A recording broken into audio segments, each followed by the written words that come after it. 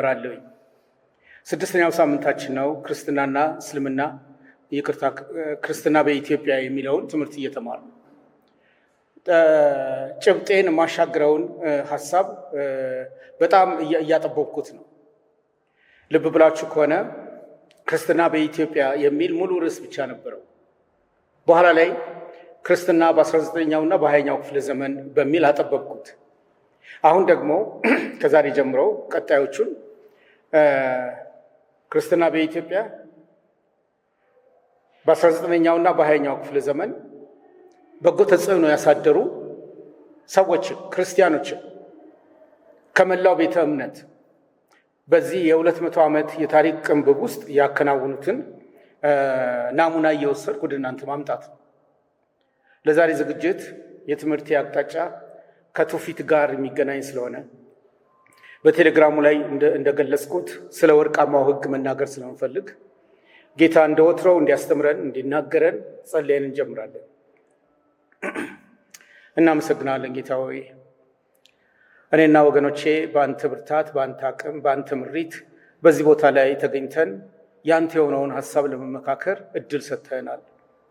ይህንን ስላገኘን በእውነት እናከብራለን። በመንገድ ላይ ያሉትን ወገኖቻችንን በጊዜው እንዲደርሱ አንተ እርዳቸው። እኛም ደግሞ በምንመካከረው ምክክር ያንተ እገዛ አይለየን። ሁሉ ለአንተ ክብር ይሁን በኢየሱስ ክርስቶስ ያው ስም። በየእሁዱ ያለኝን ዝግጅት ለማቅረብ ቀናቶቹ በዙሪያው ያሉት ቀናት ምን ባህሪ ያላቸው የሚል የራሴ የግል ፍላጎት ይኖረኛል እና የዛሬ ዋዜማ መጋቢት 27 ትናንትና በዓለም አቀፍ ደረጃ የሚከበር የቀን ስያሜ ተሰጥቶታል። ያ የቀን ስያሜ ደግሞ የወርቃማው ሕግ ቀን ነው የሚባለው። ትናንትና ወርቃማው ሕግ ወይም የወርቃማው ሕግ ቀን ወይም ጎልደን ሩል ዴይ ተብሎ ይጠራል። ይሄ ስያሜ በዓለም አቀፍ ደረጃ በዓለም ላይ ያሉ በቢሊዮን የሚቆጠሩ ሰዎች እንዲያስቡት ተፈልጎ የተሰየመ ስያሜ ነው። ለምንድን ነው መጋቢት 27 ኤፕሪል 5 የወርቃማው ሕግ ቀን ተብሎ የተጠራው? በዚህ ውስጥ ትውፊት ብለን የምንጠራው ያለው አቅም ያለው ቦታ ምንድን ነው? ለክርስቲያኖች ከልጆቼ ጋር ስመጣ ወርቃማው ሕግ ቀን ትናንት ነው ምን ማለት ነው ብዬ ጠይቄያቸዋለሁ። ትንሿ ሚኒኒ የወርቅ ቀን ሊሆን ይችላል ነው ያለችው። ፍቅር ግን ባልንጀራን እንደራስህ አድርገህ ውደድ ሊሆን ይችላል አለ። ይሄ ቀን በሚከበርበት በትናንቱ ዕለት የዓለም ሕዝቦች በአጠቃላይ ወደ አንድ ሀሳብ እንዲመጡ ይፈልጋል። ያ ሀሳብ የሰው ማህበራዊ ፍጡርነትን ከዳር እስከ ዳር እንዲያንጸባርቁ ተፈልጎ የተሰየመ ቀን ነው። ሰው ማህበራዊ ፍጡር ነው። ማህበራዊ ፍጡር ብለን ስንል ኢትዮጵያን ብቻ ወስነን ላንቀመጥ ነው። የሰው ልጆች ባሉበት ቦታ ሁሉ የሰው ባህሪው ማህበራዊ ፍጡርነቱን ማስታወስ ነው። ከዛ የተነሳ ነው ይሄ የወርቃማው ሕግ ቀን ሊኖር የተቻለው።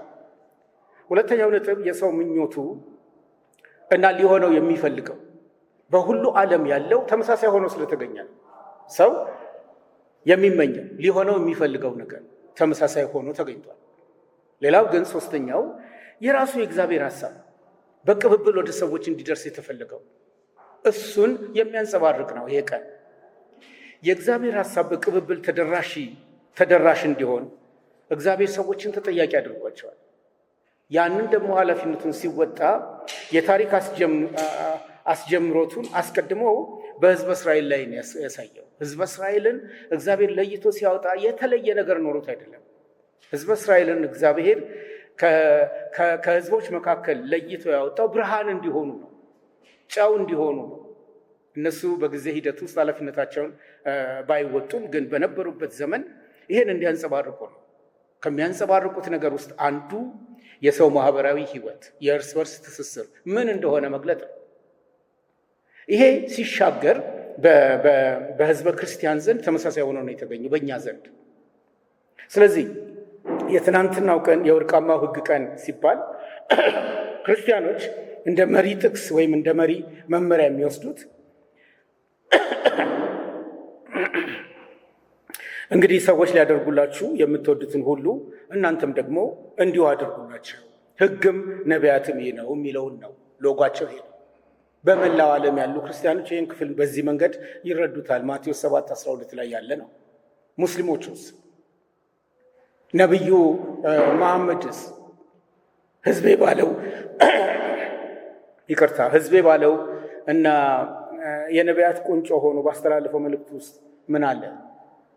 በእስልምና ማህበረሰብ ውስጥ ከነቢዩ ትምህርት ውስጥ አንዱ ለራሳችሁ የምትመኙትን ለሌሎችም እንዲሆን እስካልተመኛችሁ ድረስ በትክክል አላመናችሁም ነው ያለው። በክርስቲያኑ ዓለም እና በእስልምና ዓለም በጣም ተቀራራቢ ነገር ነው ስለ ሰዎች የተናገሩት። አይሁዶቹስ የቀደሙት ህዝበ እስራኤል ህዝበ እግዚአብሔር ብለን የምንጠራቸውስ የአይሁዶች እምነትን በተመለከተ አንተ የምትጠላውን ነገር በባልንጀራ ላይ አታድርግ፣ ይህ ነው እግዚአብሔር ለሙሴ የሰጠው ህግ ሲጠቃለል ነው የሚለው። ይሄ በሐላል ታልሙድ ውስጥ የሚገኝ ነው። የሚለው ነገር ምንድን ነው? የአይሁዶች እምነት ከሚያስተናግደው ወርቃማ ህግ ውስጥ አንተ የምትጠላውን ነገር በባልንጀራ ላይ አታድርግ፣ ይህ ነው እግዚአብሔር ለሙሴ የሰጠው ህግ ሲጠቃለል። ለሙሴ የሰጠው ህግ ወደ 613 ያህል ይጠቃል። ሁሉም ቢጠቃለል ይኸው ነው የሚለው። የባህይ እምነት ተከታዮች አዲስ አበባ ውስጥ አሉ። እነሱም የተለየ ነገር አይደለም የሚሉት። በአንተ ላይ ሊጫንብህ የማትፈልገውን በሌላ ላይ አታድርግ፣ በራስህም ላይ እንዳይደርስብህ የማትሻውን ለማንም አትመኝ ነው የሚለው። ይሄ ባህ የሰጠው መመሪያ ነው። ከክርስትና ከእስልምና ከአይሁድ እምነት ወጣ ያለው ማህበረሰብ አንድ አይነት ሀሳብ እያሰበ መሆኑን ልብ በሉልኝ። የአንድ አይነት ሀሳብ ትስስር ከየት መጣ? የመጣው ከምንም አይደለም። የመጣው በቅብብል ከተወረሱ ውርሶች ነው። የባህይ እምነትን ብቻ አንስቼ መተው አልፈልግም። የምስራቁን ዓለም ለመዳሰስ ቡዲዝምን ማየት ፈልጋለሁ። የቡዲዝም እምነት ተከታይ በጣም ብዙ ነው በዚህ ምድር ላይ። የእነሱ ዋና ቃል ራስህን የሚጎዳ የሚመስልህን ነገር በሌሎች ላይ አታድርግ የሚል ነው። በመጽሐፋቸው ምዕራፍ 5 ቁጥር 18 ላይ ይሄ ነው ያለው። ሂንዱይዝምስ አንተ ላይ ቢደረግ የሚያስከፋ ከሆነ አንተም በሌሎች አታድርግ፣ የተግባር ሁሉ ማጠቃለያ ይህ ነውና ነው የሚለው። የተግባር ሁሉ ማጠቃለያ ይህ ነውና። እንግዲህ ልብ በሉልኝ። ኤፕሪል 5 ወይም መጋቢት 27 የወርቃማው ህግ ቀን ተብሎ ትናንት ሲከበር በተለያየ እምነት ውስጥ ያሉ ህዝቦች አንድ ተመሳሳይ አቅጣጫ ይዘው በመሄድ ይህንን ቀን ያስቡታል። የክርስቲያኖቹ በማቴዎስ 7:12 ላይ ተመስርተው ሰዎች ሊያደርጉልን የምንመኘውን እኛም እንድናደርግ፣ የእስልምና እምነት ተከታዮች ለራሳቸው የተመኛችሁትን ለሌላው እንዲሆን አድርጉ በማለት፣ የአይሁድ እምነት ተከታዮች አንተ የምትጠላውን ነገር በባልንጀራ ላይ አታድርግ በማለት፣ የባህይ እምነት ተከታዮች በአንተ ላይ ሊጫን የማትፈልገውን በሌላ ላይ አታድርግ በማለት፣ ቡድሂዝም ደግሞ ራስህን የሚጎዳ የሚመስልህን ነገር በሌሎች ላይ አንተም አታድርግ በሚል ላይ የተገለጸው። ሂንዱይዝም አንተ ላይ ቢደረግ የሚያስከፋ ከሆነ አንተም በሌሎች አታድርግ፣ የተግባር ሁሉ ማጠቃለያ ይሄ ነውና ነው የሚለው። እነዚህ ማነሳላቸው የሃይማኖት ሴክቶች ከክርስትና ጋር ምንም ግንኙነት ያላቸው አይመስልም። ግን ሃይማኖቶችን አጠቃላይ ዳሰን አንድ እንቁ ከውስጣቸው እናውጣ፣ አንድ ወርቃዊ ህግ እናውጣ ካል ልናውጣ የምንችለው ህግ ይሄ ነው። ጃኒዝም የሚባል ሃይማኖት እንዳለ በምድር ላይ ታውቃላችሁ ያስባለሁ። እነሱም ትናንትን የሚያስቡት ማንም ሰው ለራሱ እንዲደረግለት የሚሻውን እርሱም እንዲሁ በዓለም ዙሪያ ላሉ ፍጡራን ሁሉ ያድርግ ነው የሚሉት። በዓለም ዙሪያ ላሉ ፍጡራን ሁሉ የጃኒዝም እምነት ነው ይሄንን የሚናገረው። ሲኪዝምስ ለማንም ባይተዋር አይደለውም፣ ማንም ለእኔ ባይተዋር አይደለም፣ እኔ የሁሉ ወዳጅ ነኝ የሚል ነው መመሪያቸው።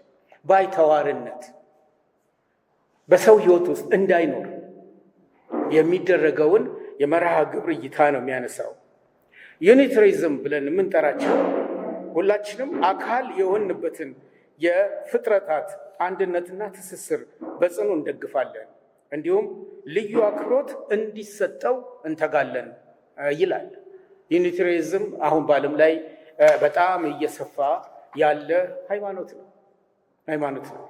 ታዊዝም፣ ኮንፊዥዝም፣ ዞሮስትራይዝም፣ ኔቲቭ ስፒሪቹዋሊቲም ተመሳሳይ ነገር ነው የሚናገሩት። የኔቲቭ ስፒሪቹዋሊቲን አንስቼ አቆማለሁ።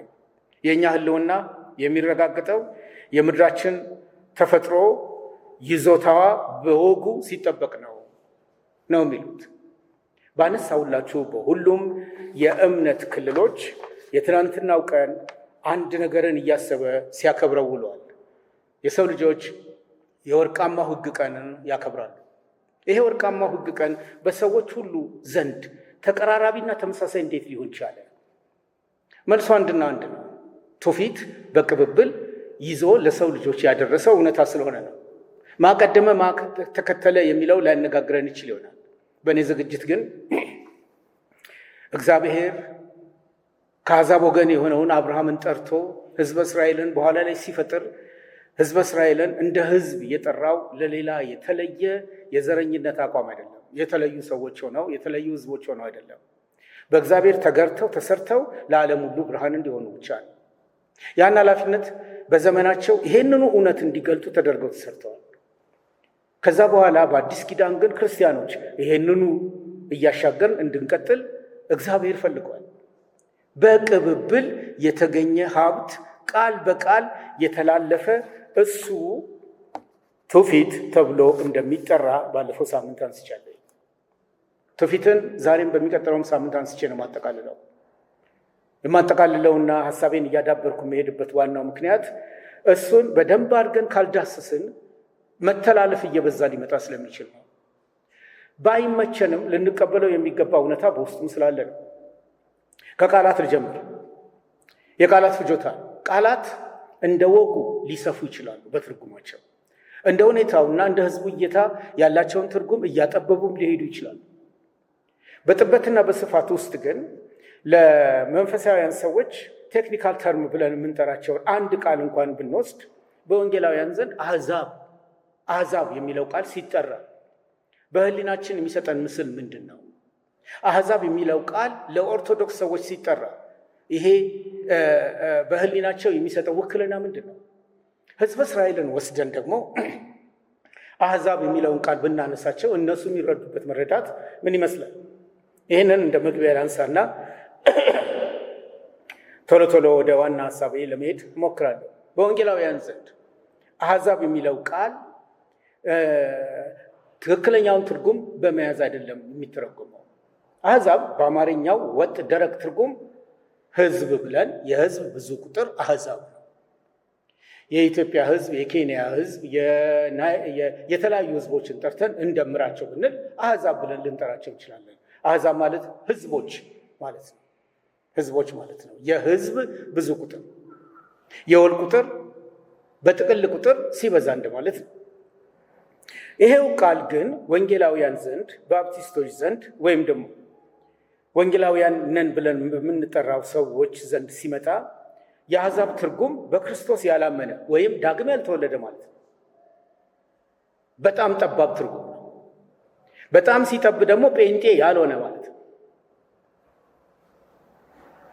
ይህንኑ አሕዛብ የሚለውን በኦርቶዶክስ ዘንድ እንፍታው ካል ከክርስትና ውጭ ያለውን ሰፊ አውድ ይከፍል። ከክርስትና ውጭ ያለው ምንም ይሁን ከክርስትና ውጭ ያለው ሰፊው አውድ አሕዛብ ተብሎ በእነርሱ ዘንድ ይጠራል። ግን ስሪቱ እንዴት ነበር? ወደ ስሪቱ ስንመጣ የልኩ የመነሻ ገለጣ ሕዝበ እስራኤላውያን ከሌላው ዓለም ሕዝብ ለመለየት ወይም ለመለየት በመፈለጉ አይሁዳዊ ወይም እስራኤላዊ ያልሆነው ማህበረሰብ ነው አሕዛብ ተብሎ የሚጠራው። መነሻው ይሄ ነው። አሕዛብ ብለን በእስራኤላውያን ዘንድ ስንናገር ከሕዝበ እስራኤል ውጭ ያለውን የዓለም ሕዝብ ሁሉ ማለት ነው። ይህንን የትርጉም ጥበትና ስፋት በትክክል ለማየት ነው ቤተ ክርስቲያንን እንወቅ በማለት የጻፈው ጸሐፊ የግዕዙን ስሪት ይወስዳል። አወፈየ ለትውፊት መነሻ ቃል ነው። ትርጉሙ ውርስ ወይም ቅብብል ማለት ነው። ውርስ ወይም ቅብብል ማለት ነው። ትውፊት ሌላ የተለየ ነገር የለው፣ ቅብብል ማለት ነው። ይህም ትውልድ ተቀባባይ ሆኖ አንዱ ሲያልፍ ሌላው እየተተካ የሚሄድበት መንገድ መሆኑን ነው የሚያሳየን። ስለ ትውፊት ስንነጋገር መነሻ ቦታችን አሁንም ሊሆን የሚችለው የዘፍጥረት ታሪክ ነው። የሰው ልጅ መገለጫ የተሰራበት ድርሳን ይፈለግ ከተባለ በዓለም ላይ ዘፍጥረትን ነው የምናገኘው። የዘፍጥረት ገለጣ ደግሞ የሚነግረን እግዚአብሔር ወንድና ሴት መፍጠሩን ነው የሚያበስረው። ወንድና ሴት ፈጥሯል። ከፈጠረስ በኋላ የፈጠራቸውን እነርሱን ኃላፊነት ሰጥቷቸዋል። የሰጣቸው ኃላፊነት ምንድን ነው? መብዛት፣ መዋለድ፣ በቅብብል የሰጣቸውን አደራ ማስተላለፉ። በቅብብል የተሰጣቸውን አደራ አስተላልፉ ብለን ስንል ልጆች፣ አባቶች፣ እናቶች፣ ከዛ በኋላ አያት፣ ቅድሚያት የሚለውን ነገር እያከታተልን ነው የምንሄደው። ባለፈው ሳምንት አቶ ጌታቸው ይሄ አያት፣ ቅድሚያት፣ ቅማያት የሚለውን ዝርዝሩን ይዘውት መጣ ብሎ ነበር። የ14 ትውልድ ስሞችን ይዤለት መጥቻለሁ። የትውልድ መነሻ ወደ ላይ ሲሄድ ትውፊት በቅብብል ሲደርስ ከሁለት ሰው ይጀምርና መቀባበሉ 14ኛው ትውልድ ላይ ሲደርስ በአንድ ቤተሰብ ውስጥ 16384 ሰዎች ያንን ቅብብል ሊያስተናግዱት ይችላሉ። ሁለት ባልና ሚስት፣ እናትና አባት መነሻ ከሆነ በኋላ 14ኛው ትውልድ ላይ ብንደርስ የቅብብሉ ትረካ፣ የቅብብሉ ትርክት፣ የቅብብሉ ትልልፍ ለ16384 ሰው ይደርሳል በአንድ ቤተሰብ ደረጃ። ያ ቤተሰብ ሲጀምር እናት አባት ከልጅ ተነስተን ከሄድን እናት አባት፣ ከዛ አያት፣ ከዛ ቅድመ አያት፣ ከዛ ቅማያት፣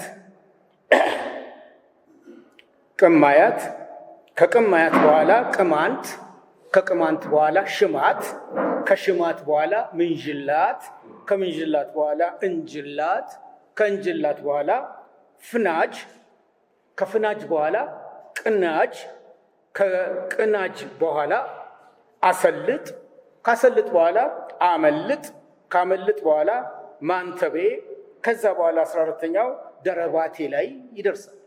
14ኛ ትውልዳችንን መቁጠር ከቻልን ደረባቴ ላይ ልንደርስ እንችላለን። ስንደርስ በእኛ ቤተሰብ መካከል ብቻ የተላለፈው የቅብብል ትርክት ለ16384 ሰዎች በአንድ የትውልድ ሰንሰለት ውስጥ ሊጓዝ ይችላል። ስለዚህ ትውፊት በጣም አቅም ያለው ጉልበታም የቅብብል ሀብት መሆኑን ማረጋገጥ ነው የምንችለው። እንግዲህ ይሄ ከሆነልን ክርስትና በኢትዮጵያን ስንቃኝ ክርስትናን በኢትዮጵያ ወስነን ስንቃኝ ኢየሱስ ክርስቶስ ካስተማረው በተግባር ካሳየው ይጀምራል። እሱ ካስተማረው በተግባር ካሳየው ይጀምራል። ከዛስ በኋላ ወደ ዓለም ሁሉ ሂዱ ያለበትን ለክርስትና የሚከፈለውን ዋጋ ያመላክታል። ጳውሎስን ስንመለከት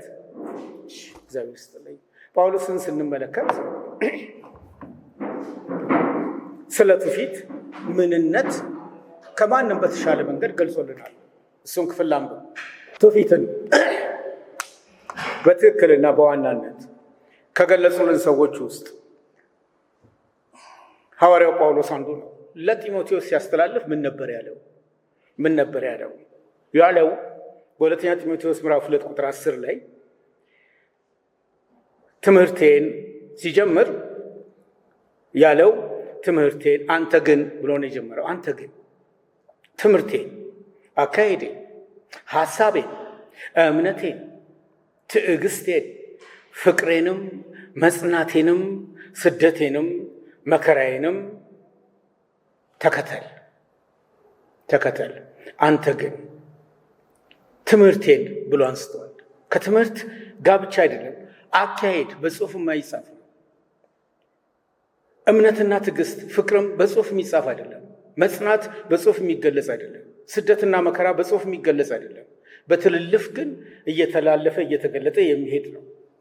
በእርሱ ዘንድ በሐዋርያው ጳውሎስ ዘንድ በርካታ ሊወረሱ የተገባቸው ሀብቶች ስላሉት ነው ይህን የተናገረው።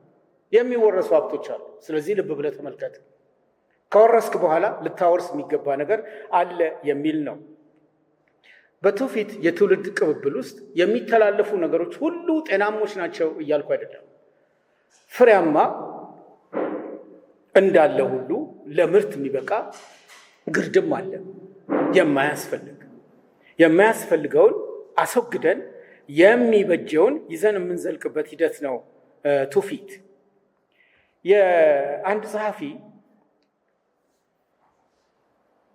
በጽሑፍ ውስጥ የሰጎን እንቁላል ስለጠፋ ስንቶቻችን የሰጎን እንቁላልን እንደምናውቅ አላውቅም። የሰጎን እንቁላል ለኢትዮጵያ ኦርቶዶክስ ቤተክርስቲያን ጉልላት ሆኖ የሚያገለግል ነው። ትልቅ ነው። ለጉልላት የሚመረጠው እሱ ብቻ ነው።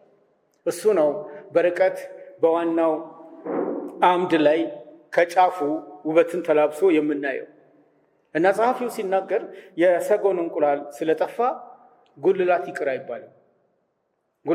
አይባልም፣ ሰጎን እናርባ ይባላል እንጂ። ያ ብቻ አይደለም፣ ካህን ስላጠረ ምዕመን ይቀድስ ተብሎ ለምዕመን ተላልፎ አይሰጥም። ልጆቻችንን አስተምረን አገልጋይ እናደርጋቸዋለን እንጂ። ስለዚህ የሚወረሱ ነገሮች አግባብነት ያላቸው ከሆኑ ሊወረሱ የሚችሉበትን መንገድ ማድረግ እንጂ ድንገት ዘው ብሎ ሊያፈርስ የሚችል አካሄድን መሄድ በትውፊት ቅብብል ላይ ነገ የማንነት እጦትን ይዞ እንደሚመጣ ያሳያል። በቅዱሳት መጽሐፍት ውስጥ ቅዱሳት መጽሐፍት ብዬ ስል ሕዝበ እስራኤል የመጽሐፍቱ ባለቤት ናቸው። ክርስቲያኖች የመጽሐፍቱ ባለቤቶች ነን፣ የአዲስ ኪዳን። ስለዚህ ልንወርሰው የሚገባውን መጽሐፍቱ በአግባቡ ገልጸውልናል። ስለዚህ እነዛን መጽሐፍቶች በአግባቡ ማጤን ያስፈልጋል። ስናጤን ታዲያ ለምሳሌ ያህል አንድ ነጥብ ነው ማንሳው። በዮሐንስ ወንጌል ላይ በጎቼ ድምፄን ይሰማሉ ይላል። ቀጥሎ ምንድን ነው የሚለው?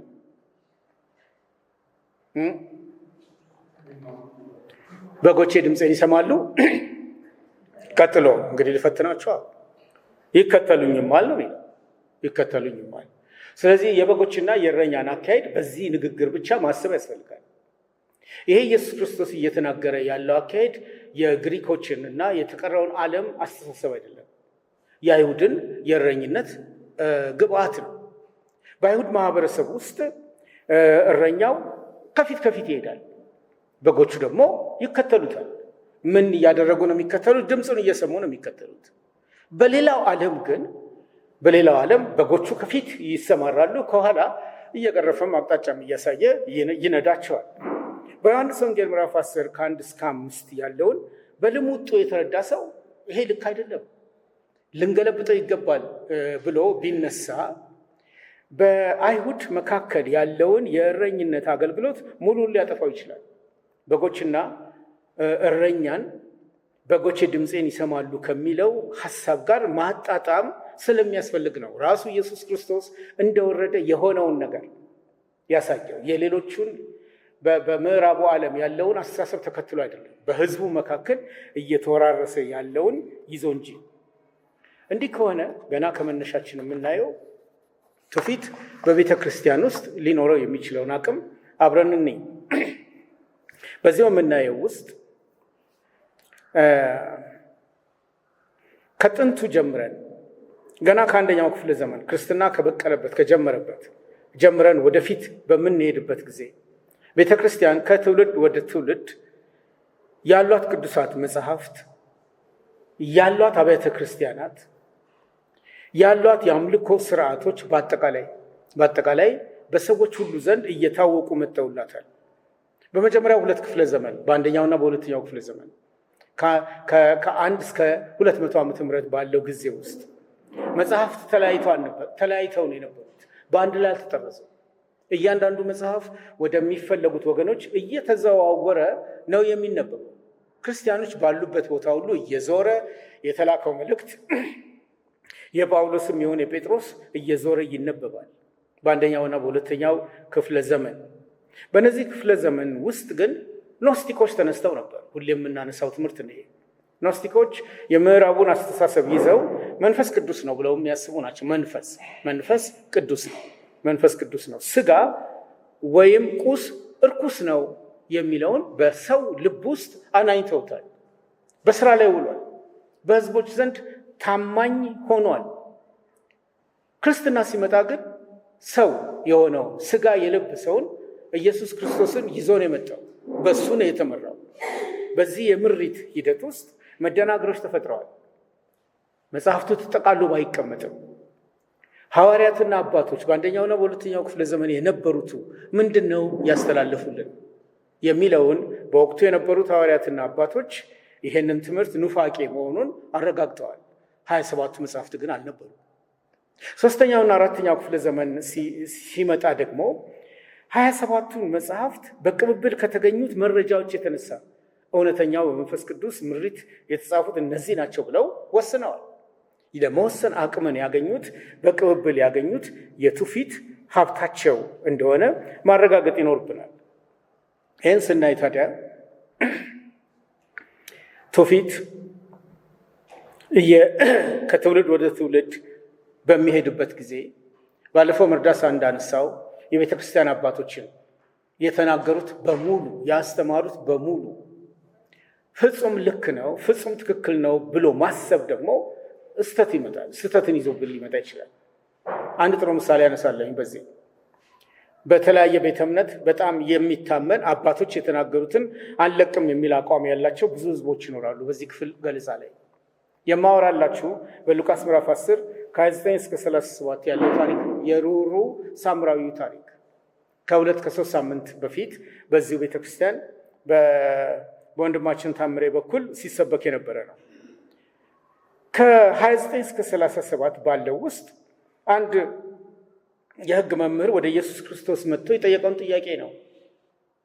ያንን ክፍል በቅብብል አገኘን ብለው ያሉ ትውፊቱን እንደወረስነው መቀመጥ ይኖርብናል የሚሉ ወገኖች እንዴት አድርገው ሊቀበሉ የወደዱትን እንደ ምሳሌ ነው ማነሳው። የሚናገረው እንደዚህ ብሎ ነው። እሱ ግን ራሱን ሊያጸድቅ ወዶ ኢየሱስን ባልንጀራዬስ ማን ነው አለው። ኢየሱስም መልሶ እንዲህ አለ፣ አንድ ሰው ከኢየሩሳሌም ወደ ኢያሪኮ ወረደ፣ በወንበዴዎችም እጅ ወደቀ። እነርሱም ደግሞ ገፈፉት፣ ደበደቡት፣ በሕይወትና በሞት መካከል ትተውት ሄዱ። ድንገትም አንድ ካህን በዚያ መንገድ ወረደ፣ አይቶትም ገለል ብሎ አለፈ። እንዲሁም ደግሞ አንድ ሌዋዊ ወደዛ ስፍራ መጣና አይቶት ገለል ብሎ አለፈ። አንድ ሳምራዊ ግን ሲሄድ ወደ እርሱ መጣ፣ አይቶትም አዘነለት። ቀርቦም ዘይትና የወይን ጠጅ በቁስሎቹ ላይ አፍስሶ አሰራቸው። በራሱ አህያም ላይ አስቀምጦ ወደ እንግዶች ማደሪያ ወሰደው፣ ጠበቀውም። በማግስቱም 2 ዲናር አውጥቶ ለባለቤቱ ሰጠና ጠብቀው፣ ከዚህም በላይ የምትከስረውን ሁሉ እኔ ስመለስ እከፍልሃለሁ አለው። እንግዲህ ከነዚህ ከሶስቱ በወንበዴዎች እጅ ለወደቀው ባልንጀራ የሆነው ማንኛው ይመስልሃል? እሱም ምሕረት ያደረገለት አለ። ኢየሱስም ሂድ አንተም እንዲሁ አድርግ አለው። ሉቃስ 10 ከ29 እስከ 37 ይህን ነው የሚናገረው። የዚህ አንድምታ ትርጉም ወይም ፍቺ በትውልድ ሰንሰለት መካከል ይሄ ነው ትርጉሙ ተብሎ ተወስኖለታል። ከተወሰነለት ውስጥ ለምሳሌ ኢያሪኮ የራሱ ውክልና አለው። ኢየሩሳሌም ለሌላ ነገር ውለዋል። ኢያሪኮም እንደዚሁ ለሌላ ነገር ውለዋል። ወንበዴዎች ሌላ ውክልናን ይዘዋል። ሳምራዊው ጌታም በሌላ ተተርጉሟል። ያ የተተረጎመው ትርጓሜ ልክ ነው፣ ልክ አይደለም፣ ያ የተቀበልነው ትውፊት ነው ተብሎ የተሰጠን ዛሬም እኛ እንደወረደ ልንቀበለው ይገባል ወይ ብለን ካል እንደወረደ ልንቀበላቸው የማይገቡ በርካታ ከቅዱሳት መጽሐፍት ጋር ተጣጥመው የማይሄዱ ጭብጦች አሉ። እነሱን መለየት እና አጠቃላይ እይታን ማምጣት የሁላችንም ኃላፊነት ነው። በዚህ ገለጻ አሁን ባልኩት ላይ የወንጌሉ ጸሐፊ ሉቃስ ነው። አንጠራጠር፣ ሉቃስ ጥንቁቅ የሆነ ጸሐፊ ነው። የሚጽፈውንና የሚጽፍለትንም ሕዝብ የተረዳ ሰው ነው። ሳያሳክር በተገለጠ ቋንቋ ከሚጽፉ ጸሐፊዎች ውስጥ አንዱ እሱ ነው። የጻፈው ለቴዎፍሎስ ለሚባል አንድ ግለሰብ ነው። ያ ግለሰብ ከአሕዛብ ወገን የሆነ ነው። ለዚህ ሰው በሚጽፍበት ጊዜ ምንም አሻሚነት ያለው ነገር አላስተላለፈም። ነገር ግን በሁለተኛውና በሶስተኛው ክፍለ ዘመን ያሉ የቤተ ክርስቲያን አባት የሆኑ ሰዎች በተለይም በሁለተኛው ክፍለ ዘመን ኢራንያስ የሚባለው የመጽሐፍ ቅዱስ አዋቂና ተንታኝ ይህን ክፍል የተረጎመው እንደሚከተለው አድርጎ ነው። ኢያሪኮ የወረደው ሰው አዳም ነው ብሎ ወስኗል። አዳም ነው። ኢየሩሳሌም ሌላ አይደለችም፣ ገነት ናት። ኢያሪኮ ዓለምን ይወክላል። ወንበዴዎቹ አጋንንቶች ናቸው። ሩሩ ሳምራዊው ኢየሱስ ክርስቶስ ነው። የአሁኑ ትውልድ ይሄ ነው ልኩ ብሎ ተቀብሎት ይዘልቃል፣ የዘለቁ ኃይሎች ስላሉ። ነገር ግን ትውፊትን ስንፈትሽ ከእግዚአብሔር ሐሳብ ከ66 ቅዱሳት መጻሕፍትና ከተጻፈለት እይታ ተገቢውን ስነ አፈታታዊ ይዘት ይዘን መሄድ እንዳለብን ያሳያል። ክርስትና በኢትዮጵያን ስናጠና የቀደሙ ታሪኮችን ስንፈለፍል በቀደሙ ሰዎች የተሰሩ ስራዎችን ስናይ በቀደሙ ሰዎች የተደረጉ ሁሉ ልክ ናቸው ብለን እንደማንቀበል ከወዲሁ ማወቅ ያስፈልጋል። ኦሪገን የመሽኛ አካሉን ቆርጦ እንደጣለ አሁንም ዝሙትን ለመከላከል ወንዶች ቆርጠው ይጣሉ የሚል ሕግ አናወጣም። ያ የራሱ የሆነ ያካሄድ ስልትና ትርጓሜ ስላለ በትውፊት መጽሐፍ ቅዱስ ልናቃቸው የተገቡትን ሊጠቅሙን የሚችሉትን በዘላቂነት የሚኖሩትን እነሱን የማንጠሪያ መለኪያ እንድናደርግ ፈቅዶልናል። በተለይም በውጀት ታሪክ ላይ ኢየሱስ ክርስቶስ ሰው ሆኖ ወደ ዓለም የመጣበትን ታሪክ ሊያፋልሱ በሚችሉ ጉዳዮች ላይ ሰፊ ትኩረት ማድረግ አስፈላጊ ነው፣ ጥንቃቄ ማድረግ አስፈላጊ ነው። በሌላው ላይ ግን ለማብራሪያ አጋዥ እስከሆኑ ድረስ ይሄም አለ እንዴ ብሎ ማሰብና ማጤን በጣም አስፈላጊ ነው የሚሆነው። ልናጤን ከሚገቡት ነገሮች ውስጥ አንድ ሁለት ምሳሌዎች ላንሳላችሁ። ለምሳሌ በቅዱሳት መጽሐፍት ላይ የሌለ ድንገት ግን የምንሰማቸው ታሪኮች አሉ። አንዱ አቤል ነው። አቤል መስዋዕት አቅርቧል። ከማን የሰማው? ማን ያዘዘው? ለመስዋዕት እንከን የሌለው እንስሳ መምረጥ ይገባል የሚለው የሙሴ ሕግ አልነበረም። ኖህ ተመሳሳይ ነገሮችን አድርጓል። ከየት ሰምቶ ነው? በምን አውቆ ነው? በመጽሐፍት ስለ መስዋዕት የተላለፉት በሙሴ አማካኝነት 5ቱ የዘ መጽሐፎች አልነበሩም። ከዛ ቀድመው ግን አቤልም ቢሆን ኖህም ቢሆን ይህን ነገር አድርገውታል። አቤል ከበጎቹ በኩራትና ከስቡ አቅርቧል። እግዚአብሔርም ወደ አቤልና ወደ መስዋዕቱ ተመልክቷል። ዘፍጥረት 4:4 ይህን ነው የሚነግረን። ዘፍጥረት 8:20 ኖህም ለእግዚአብሔር መሰዊያን ሰራ ነው የሚለው። ከንጹህም እንስሳ ሁሉ ከንጹሐን ወፎችም ሁሉ ወሰደ፣ በመሰዊያውም ላይ መስዋዕት አቀረበ ይላል። ከማን ተማረ? ከየት ሰማ? የመስዋዕት ስርዓት በዘሌዋውያንም ሆነ በሌሎቹ የዘ መጽሐፍት ውስጥ አልተጻፉም። ከብዙ 100 ዓመታት በኋላ ነው ድርሳኑ የተሰነደው። ይሄ ሊሆን የቻለው በአንድና በአንድ ምክንያት ነው። በትውልድ ሰንሰለታዊ አካሄድ በቅብብል የተገኙ ያልተጻፉ ግን እየሆኑ የነበሩ እውነቶች እንደነበሩ ያሳያል። እነዚህ ሰዎች ከማን ተማሩ ካልን ይህን የመስዋዕት ስርዓት አግባብ በሆነ መንገድ ሳይጻፍ የአደባባይ መገለጫ ከመምጣቱ ከ1000 ዓመታት በፊት ሊያውቁ የሚችሉበት የቅብብል መንገድ ነበረ ማለት ነው። እሱ ብቻ አይደለም። የእግዚአብሔር ቤት ስለ እግዚአብሔር ቤት ምንም ሳይነገር ሳይተረክ ስለ እግዚአብሔር ቤት የነገረን ሰው አለ። ማን ነበር እሱ? የእግዚአብሔር ቤት በሚል ራሱን ያስተዋወቀ በዘፍጥረት 28 ላይ ያለ ሰው ያዕቆብ ነው። ያዕቆብ ከወንድሙ ከኤሳው ሸሽቶ ወደ አጎቱ ወደሚገኝበት ሶርያ በኮበለለ ጊዜ እግዚአብሔር በፍኖተ ሎዛ መንገድ ላይ ተገለጠለት። ያዕቆብ ከእንቅልፉ ተነስቶ በእውነት እግዚአብሔር በዚህ ስፍራ ነው፣ እኔ አላወቅኩም ነበር አለ። ይህ ስፍራ የእግዚአብሔር ቤት ነው እንጂ ሌላ አይደለም በማለት ተናገር። የእግዚአብሔር ቤት፣ ይሄ ኮንሴፕት፣ ይህ አስተሳሰብ ከየት መጣ? እንዴት ይሄንን ሊል ቻለ? በቅዱሳት መጽሐፍት ውስጥ ይሄ እውነት የተገለጠው በዘመነ ሙሴ ነው። በኋላ ላይ ነው ስለ እግዚአብሔር ቤት መነገር እና መታወቅ የጀመረው። ያዕቆብ ግን የኖረው እነዚህ ከመሆናቸው በፊት ነው። ይህን ማለት የምንችለው እንግዲህ የተቀበሉት በቅብብል ያስተዋሉት እውነቶች ነበሯቸው። ትውፊት እሱ ነው። እግዚአብሔር ከኔ ጋር ቢሆን በምትሄድበትም በዚች መንገድ ቢጠብቀኝ፣ በሚሄድበትም በዚች መንገድ ቢጠብቀኝ፣ የምበላውንም እንጀራ የምለብሰውንም ልብስ ቢሰጠኝ፣ ወደ አባቴ ቤትም በጤና ብመለስ እግዚአብሔር አምላኬ ይሆንልኛል። ለሐውልት የተከልኩት ይህም ድንጋይ የእግዚአብሔር ቤት ይሆናል። ከሰጠኸኝም ሁሉ ለአንተ ከ10 እጅ አንዱን እሰጣለሁ። ከ10 እጅ ደግሞ ምን አመጣው? ይሄ በዘፍጥረት 28 ላይ የሚናገረው ነገር እንዴት ሊከናወን ቻለ ብለን መረጃዎችን ስንሰበስብ ምናልባት እንደ ፍንጭ የምናገኘው አስራት የሰጠውን መልከ ጼዴቅን ልናስበው እንችላለን። እሱ ታሪኩ በዘፍጥረት 14 ላይ ስለሚኖር በሕጉ መጽሐፍ ተጠቅሰው ግን ማብራሪያ የሚያስፈልጋቸው አንዳንድ ሕግጋት ይገጥሙናል። ማን ያብራራው? የሰው ልጅ አእምሮ ጠያቂ ነው። በጠየቅን ቁጥር በቂ መልስ እንፈልጋለን። ያ በቂ መልስን ማን ሊሰጠን ይችላል? ለምሳሌ በ10ቱ ትእዛዛት ውስጥ ከተጻፉት አንደኛውን ትእዛዝ እንውሰድ፣ ሰንበትና አጠቃቀሙን በሚመለከት እግዚአብሔር በዘፍጥረት 20:10 ላይ 7ኛው ቀን ለእግዚአብሔር ለአምላክ ሰንበት ነው፣ በእርሱ ምንም ስራ አትስሩ ነው ያለው። አሁን እንደ ሰው ቁጭ ብለን ስናስብ በዚህ ደንብ ውስጥ ስራ ራሱ ምን ማለት ነው? ምንም የምናውቀው ነገር የለም። ስራ ምን ማለት ነው? የትኛው ስራ ነው የሚሰራው? የትኛው ስራ ነው የማይሰራው?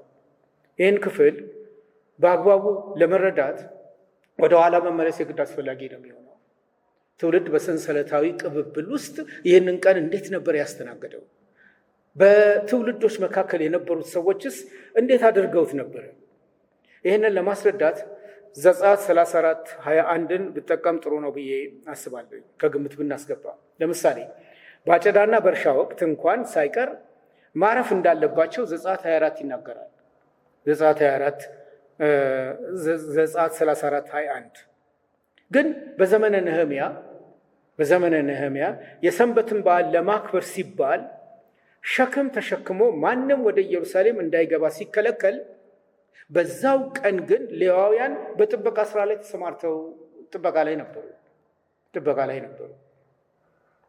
የነህምያ 13ን ገለጻ ነው ያነሳሁት። እንግዲህ በዚህ አያያዝ መሸከሙ ስራ ነው፣ ተከልክሏል። ቃፊር ሆኖ መጠበቁ ግን በሰንበት ተፈቅዷል። ይሄን ልናስተውል የምንችልበትን የትውፊት አካሄዶችን ወደ ኋላና ወደፊት ካልሄድን በቀር ቅዱሳት መጽሐፍትን በወጉ ተረድተን የተሟላ ግንዛቤ ላይኖረን ይችላል። ስለዚህ ክርስትናን በኢትዮጵያ ስናጠና የትውፊት ተፈላጊነት በጣም ወሳኝነት ይኖረዋል። ያ ወሳኝነት ደግሞ ከምን ጋር ልናገናኘው እንችላለን? አሁንም ተመልሰን ከህዝበ እስራኤል ጋር ልናጣጥመው ይገባል። ህዝበ እስራኤል ብዬ ስል፣ ዕብራውያን ብዬ ስል ክርስትና የበቀለበት ለም አፈር እሱ ስለሆነ ነው። ክርስትና የአይሁድን እምነትና አካሄድ ተከትሎ የበቀለ ነው። ከዚህም የተነሳ በአይሁዶች መካከል የአብነት ትምህርት ቤት አለ። ምናልባት በሚቀጥለው ሳምንት ስለ ትምህርት አደረጃጀት ሳነሳ የአይሁድ የአብነት ትምህርት ቤትና የኢትዮጵያ የአብነት ትምህርት ቤት ያላቸውን ምስስል ላነሳ እችላለሁ። ለማንኛውም ግን በአሁኑ የአይሁድ የአብነት ትምህርት ቤት በሁለት ነው የሚከፈለው። አንደኛው ቃል በቃል በማስተላለፍ ትምህርትን የሚያዘልቁ ኃይሎች ያሉበት ነው። ያ ደግሞ በራባን ገማሊያ የሚመራ ነው። ራባን ገማሊያ በየጊዜው ገማሊያ ተብለው 2ኛ፣ 3ኛ፣ 4ኛ እየተባሉ የሚጠሩ ሰዎች አሉ እና በሐዋርያት ስራ ላይ የምናገኘው ገማሊያ ቶሎ እንዳይመጣብን በቀደመው ስርዓት የራባን ገማሊያ የትምህርት አሰጣጥ ቃል በቃል ጭብጦችን በማስተላለፍ መዝለቅ ነው። ሁለተኛው ግን ሻማይ በተባለ ረቢ የሚመራ ሲሆን በሕግ አፈጻጸም እና በትርጓሜው ላይ ብቻ ያተኩራል። ያ ደግሞ ከገማሊያ ትምህርት በጥቂቱ ይለያል። እነዚህ ሁለት ትምህርት ቤቶች በአይሁድ መካከል ተሰሚዎች ናቸው። ሁለቱም ትምህርት ቤቶች በሰዎች ላይ በጎ የሆነውን ተጽዕኖ አሳድረዋል። በጎ ያልሆነም እንደዚሁ ሊኖር እንደሚችል ሳንጠራጠር የእነዚህ የሁለት ትምህርት ቤቶችን መኖር ግምት ውስጥ ከተን የእነዚህ ትምህርት ቤቶች ትርጓሜ በመስጠት አሁን ስለ ትውፊት ስንነጋገር ትርጓሜ መስጠትም ውስጡ አለበት። ትርጓሜ በመስጠት ሕጉን በማብራራት አንደኞቹ የተጉ ቢሆንም በኢየሱስ ክርስቶስ ዘመን ግን እነሱ ደግሞ ተገስጸዋል። ለመገሰጽ ምክንያቱ ግን አንድ ነው። የራሳቸውን ግላዊ ፍልስፍና ስላከሉበት፣ የራሳቸውን ግላዊ አስተሳሰብ ስለጫኑ፣ ከመጫናቸው የተነሳ ሰዎችን ሁሉ አጉብጠው ስለተገኙ በኢየሱስ ክርስቶስ እየተቀባበሉት ካሉት ውስጥ የሚወገድ የሚታረም ብዙ ነገር እንዳለ ራሱ አሳይቷቸዋል። ጌታ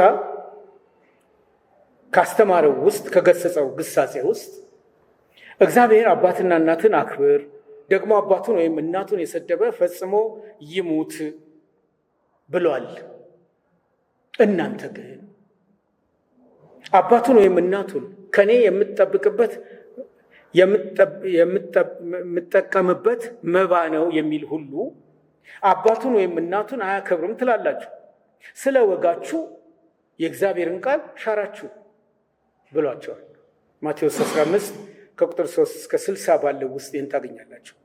ስለዚህ ከዚህ ንግግሩ ምንን ነው የምናስበው? መቼም ቢሆን ትውፊት ተመርምሮ ጤናማነቱ ተረጋግጦ ለትምህርት በዋሉት ላይ ነው ክርስትና በኢትዮጵያን ስናጠና ልብ የምንለው። ግን ትውፊት የሚናቅ ሀብታችን መሆኑን ሳንተው በትውፊት የተቀባበልነው ነገር አለን የለንም፣ ዝም ብለን ልሙጥ ሰዎች ነን፣ ልሙጥ ቤተክርስቲያን ነን የሚለውንም በእግረ መንገዱ እየፈተሽን ነው የምንሄደው። ጌታ ኢየሱስ ክርስቶስ በዚህ አይነት መንገድ እነዚህን ሰዎች ገስጿቸዋል። ወደ አዲስ ኪዳን ስትመጡ አዲስ ኪዳንን እያጠናችሁ ይሄ ኬት መጣ ያላችሁት ክፍል ይኖራል ብዬ አምናለሁ። ኬት ነው የመጣው? ማን ተናገረ? ወደ 39 የብሉይ ኪዳን መጽሐፍትም ሄዳችሁ በተፈትሹ የሌለ ነገር ተጽፎ ልናገኝ እንችላለን። ለምሳሌ በዕብራውያን 12:21 ላይ ሙሴም እጅግ እፈራለሁ እንቀጠቀጥማለሁ እስኪል ድረስ የሚታየው እጅግ አስፈሪ ነበር ይላል። የሙሴን አጠቃላይ ሕይወት አጥኑ። የት ጋ ነው ሙሴ እጅግ እንቀጠቀጣለሁ ያለው? እፈራለሁ ያለው የቱ ጋ ነው? የለንም። ምንም መረጃ የለንም። ግለ ታሪኩን በጻፈልን በነገረን አምስቱን መጽሐፍት በጻፈው በሙሴ አማካይነት በተገለጡት አምስቱ የዘ መጽሐፍ ውስጥ አንድም ቦታ ላይ ሙሴ እጅግ እፈራለሁ እንቀጠቀጥማለሁ አላለም። ካላለ ኬት መጣ? ካላለ የዕብራውያን ጸሐፊ ኬት ነው ዘግኖ የወሰደው? ኬትም ዘግኖ አልወሰደው። በቅብብል ልከኛና ጤናማው የሆነውን ያልተካተተውን ጭብጥ አሟልቶ ሰጠን እንጂ። ስለዚህ ሙሴ እጅግ እፈራለሁ እንቀጠቀጥማለሁ እስኪል ድረስ የሚታየው እጅግ አስፈሪ ነበር የሚለው በሙሴ መጽሐፍት ውስጥ በደብረ ሲና ተራራ ላይ ይሄ ነገር አልተገለጠም። የደብረ ሲና ተራራ በታላቅ ክብር መሞላቱ የታወቀ ነው። እግዚአብሔር እንዳይናገር መጠየቁ የታወቀ ነገር ነው። መንቀጥቀጥና መፍራት የሚባል ነገር ግን የለም። በሁለተኛ ጢሞቴዎስ 3:8 ላይ ሁለት ሰዎች በስም ተጠርተዋል። ኢያኔስና ኢያንሬስም ሙሴን እንደተቃወሙት ይላል። ስለ እነዚህ ሰዎች ምንም እናውቀው ነገር የለም። በብሉይ ኪዳን መጽሐፍ በተለይም በዘጸአት መጽሐፍ ሙሴ ራሱን በገለጠበት ታሪክ ውስጥ እነዚህ ሰዎች የሉ። ነገር ግን በሁለተኛ ጢሞቴዎስ ሐዋርያው ጳውሎስ ይህንን ሲጽፍ ይህን አስቀምጧል። ስለዚህ መፈተሽ፣ ወደኋላ ተመልሰው ማጤንና በቅብብል የተወረሱትን የቅብብል ሀብቶችን ጤናማዎቹና ልኮችን በወጉ ማየት እንዳለብን ያስረዳል። ዘጸአት 7:11 ላይ ነው ሙሴን ለመቃወም የግብፅ ጠንቋዮች በፊቱ እንደተገዳደሩት ይነግረናል። ይህን እናውቃለን። ነገር ግን የግብፅ ጠንቋዮች አለ እንጂ ስማቸው አልተገለጠም። ይህን በትልልፍ በመጣ ሰነድ ውስጥ በትውፊት አማካኝነት ነው ራሱ ጳውሎስ የተረዳው። ስለዚህም በእግዚአብሔር መንፈስ ተመርቶ ስማቸውን በወጉ አስቀምጦልናል። ምን ይሄ ብቻ? አንድ ምዕራፍ ያለው ይሁዳ ቁጥር 8 ላይ ብትመጡ የመላእክት አለቃ ሚካኤል ግን ከዲያብሎስ ጋር በተከራከረ ጊዜ ስለ ሙሴ ሲከራከር ጌታ ይገስጽ አለው እንጂ የስድብ ቃልን ሊናገረው አልደፈረም ነው የሚለው። ዘዳግም የሙሴ ቀብር ቦታ አለመታወቁን ከመንገር ውጭ ይሄ ክርክር መካሄዱን አልጻፈም። የለም አልጻፈም። ይሁዳ ግን ይህን ያገኘው የሙሴን ታሪክ ከሚናገረው ትውፊታዊ መጽሐፍ ነው። ለዚህ ብርሃኑ አበጋዝ ማብራሪያ ባለው መንገድ በገጽ 27 ላይ ያስቀምጦታል። በሌላ ጊዜ ሰነዱን ስጣችሁ እዛ ላይ ታገኙታላችሁ። በራእይ 2:14 ላይ ለጣዖት የታረደውን እንዲበሉና እንዲሴስኑ በእስራኤል ልጆች ዘንድ ማሰናከያ ሊያኖርባቸው ባላቅን ያስተማረ የበለዓምን ትምህርት የሚጠብቁ በዛ ካንተ ጋር ስላሉ ይላል። በዛ ካንተ ጋር ስላሉ ዮሐንስ ምንድን ነው የሚጽፈው? ስለ እነዚህ ሰዎች ምንም የምናውቀው ነገር የለም። ባላቅንና በለዓምንም ብንፈትሽ ብናጠና በዚህ መንገድ ውስጥ እንዲህ የተሰራ ስራ ተጽፎ አናገኝ። ልናውቅ የምንችለው ትውፊቶች፣ ጥንታዊ ሰነዶች በዚህ ጉዳይ ላይ ምን ብለዋል የሚለውን ማጤን ነው። የይሁዳ ቁጥር 1:11 ላይ የተጠቀሰውን ገለጻ ግን በትውፊት ውስጥ ይህን መረጃ እናገኛለን። ዘኍልቍ 25 ሲብራራ ይሄ መረጃ በእኛ ዘንድ የለም፣ በአብዛኞቻችን ልናገኘውም አንችል ይሆናል። ነገር ግን በትውፊት ከተቀበሉት ቅብብሎች ውስጥ ያገኘሁትን ነግራቸዋለሁ። ለ24,000 እስራኤላውያን እልቂት ምክንያት የሆነው ታሪክ አሁን ያነበብኩላችሁ በትውፊት ነው ተገልጾ የምናገኘው። ምን ይላል? በለዓምም እንዲህ ብሎ ባላቅን መከረ። እስራኤል ሊወሩ ሲመጡ ለጣዖት መስዋዕት ሰውተ አስቀምጥ፣ በፊቱም ቆነጃጅት የሞዓብ ሴቶችን አሰልፍ። የእስራኤልም ጎበዛዝትም ቆንጆቹን ባዩ ጊዜ ልባቸው ይቀልጣል፣ ከእኛ ጋር ተኙም ይሏቸዋል። ያን ጊዜ ቆነጃጅቱ አስቀድማችሁ መስዋዕቱን ብሉልን ይበሏቸው። ያን ጊዜ እግዚአብሔር ቀናተኛ ነውና በመቅሰፍት ይጨርስልሃል አለው። ባላቅም እንደተባለው በማድረግ ተሳካለት። ይህ በቅዱሳን መጽሐፍት ውስጥ ቢፈለግ አይገኘም። ግና ታሪኩ ከራእይ 2:14 ጋር ተገጣጥሟል ወይም ማብራሪያ ሆኗል። እርግጥ እኛ በሰፊ ልብ ስናይ መካሪው ግን የእግዚአብሔርን ቅድመ ውሳኔና የልቡን ሐሳብ የተረዳ ያህል ሆኖ መቅረቡ የትርክቱን ዋጋ ሊያሳንሰው ይችላል። የእግዚአብሔር ወዳጅ ሆኖ የእግዚአብሔርን ልብ እንዳወቀ ያህል ስለተገለጸ። ለማጠቃለል በሁለተኛ ዮሐንስ 12 ላይ በቅዱሳት መጽሐፍት እኛ ባለስልጣኑ መጽሐፍ ቅዱስ ነው ብለን ለምናምን ለባፕቲስቶች ወጣ ያሉ ሀሳቦችን ባገኘን ቁጥር እንዴት ነው የምናስተናግደው ለሚለው መፍትሄ እየሰጠን እንድንሄድ ነው። ወደፊት ስንነጋገር ክርስትና በኢትዮጵያን ስናይ አንዳንድ ያልተጻፉ ያልተነበቡ ነገሮች ቢገጥሙን እንዴት አድርገን ነው ልንይዛቸው የምንችለው፣ እንዴት አድርገን ነው ልንተረጉም የምንችለው የሚለው ከአሁኑ እንድትይዙልኝ ፈልጌ ነው። በሁለተኛ ዮሐንስ ቁጥር 12 ላይ እንድጽፍላችሁ የምፈልገው ብዙ ነገር ሳለኝ በወረቀትና በቀለም ልጽፈው አልወድም፣ ዳሩ ግን ደስታችሁ ፍጹም እንዲሆን ወደ እናንተ ልመጣ አፍ ላፍም ልናገራችሁ ተስፋ አደርጋለሁ።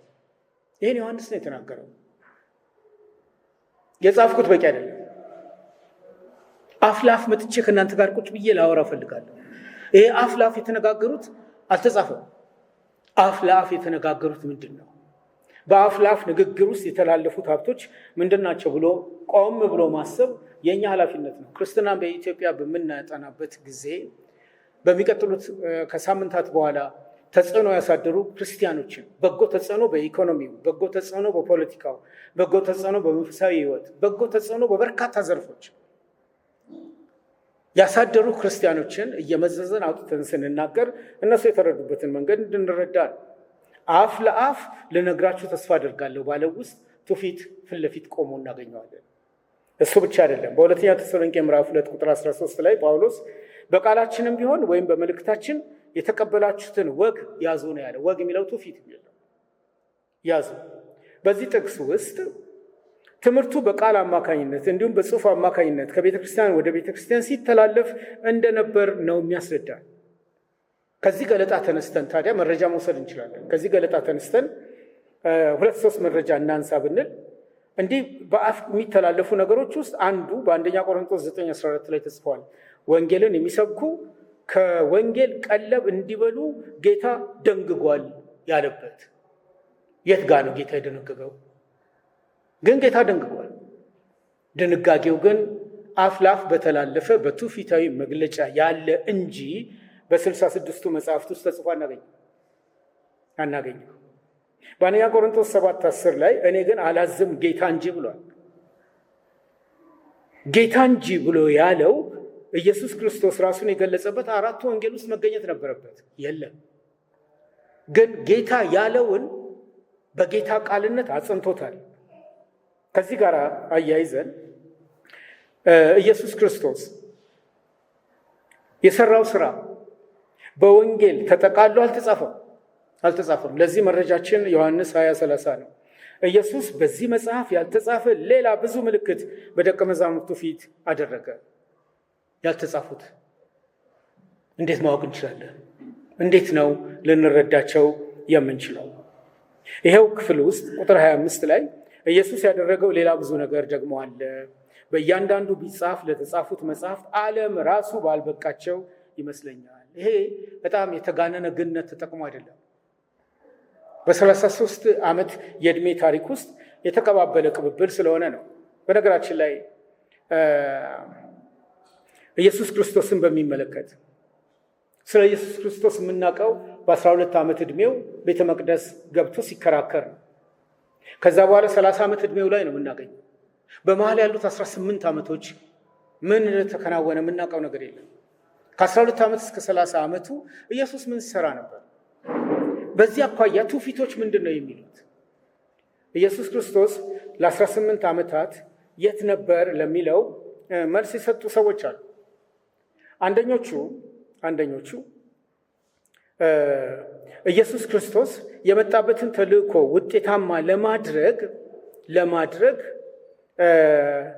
ስራዎችን እየሰራ እንደነበረ ጽፈውለታል። አንደኞቹ እያደረገ እያከነ የመጣበትን ተልእኮ ውጤታማ ለማድረግ አሳማኝ ለማድረግ በትጋት እየሰራ ነበር ብለዋል። አንደኞቹ ወገኖች ግን ከ12 ዓመት ዕድሜው በኋላ ኢየሱስ ክርስቶስ ወደ አውሮፓው ዓለም ሄዶ በዛ ከመቅደላዊት ማርያም ጋር ትዳር መስርቶ ልጆችን ወልዶ በሰላም ይኖር እንደነበረ ጽፈውለታል። ያ ብቻ አይደለም። ሌሎቹ ደግሞ አገልግሎቱን ሲጀምር በቀላሉ ውሃውን ወደ ወይን በመቀየር ታምር መስራት የቻለው ወደ ሩቅ ምስራቅ ዘልቆ አስማታና ምትሃታዊ ትምህርቶችን ሰልጥኖ ስለመጣ ነው ብለው ጽፈውለታል። በእኛም ሀገር ዘዳቪንቼ ኮድ ተጽፏል፣ በአማርኛ ተተርጉሟል። ዘዳቪንቼ ኮድ ትንሽ የታሪክ እውነታን ይዞ ትልቅ ሐሰትን የፈበረከ በሚሊየን ምናልባት ወደ ቢሊየን በሚቆጠሩ ቋንቋዎችና የኮፒ ብዛቶች በዓለም ላይ ተሰራጨ። በእኛ ማህበረሰብ በሁለት የተለያዩ ተርጓሚዎች መጽሐፉ ተተርጉሞ ተሰራጭቷል፣ አንብበነዋል። አንዳንድ ሽማግሌ ቤተክርስቲያን ሽማግሌ ክርስቶስ ከመቅደላዊት ጋር ተጋብቶ የልጆች አባት ከሆነ እሱም ማመን ለምን ብለው ከውድድር ውጭ ሆነዋል። እንደነ ተስፋዬ ሮበሌ ዶክተር ተስፋዬ ሮበሌ የመሰሉ ደግሞ የባልቴቶች ተረት ብለው ያ መጽሐፍ ጽፈውበታል። ትውፊትን በምናጠናበት ጊዜ እውነት ኢየሱስ ክርስቶስ በዚህ የዘቀጠ ሕይወት ውስጥ ኖሯል ወይ? ያንን አንጥረን ለማየት የምንችለው በአንድ መንገድ ብቻ ነው። እሱም በቅዱሳት መጽሐፍት ውስጥ የእግዚአብሔር ዘላለማዊ ዕቅድ እና የኢየሱስ ክርስቶስ ሰው የመሆን ሚስጥር ምንድን ነው ብለን ካል ለእነዚህ ለሚነሱ ቅብብሎች መልስ እናገኛለን። 5 ደቂቃ ብቻ የተውኩት የግድ መጨረስ ስላለብኝ ነው፣ ይቅርታ ጠይቃለሁ። በዛሬ አቅርቦቴ ላይ በመጪው ዓመት ጌታ ቢፈቅድ በመጪው ሳምንት